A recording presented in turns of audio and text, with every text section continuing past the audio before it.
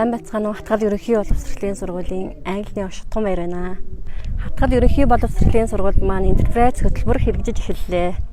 2 өдрийн сургалтанд маань 25 сурагч 5 багш хамагдлаа. За үүнээс сурагчид маань гарсан өөрчлөлт болон амжилтуудыг харахад маш их баяртай байна. За сурагчид маань ингээд чөлөөтэй өөрийгөө илэрхийлэх чадвартай болсон байсан.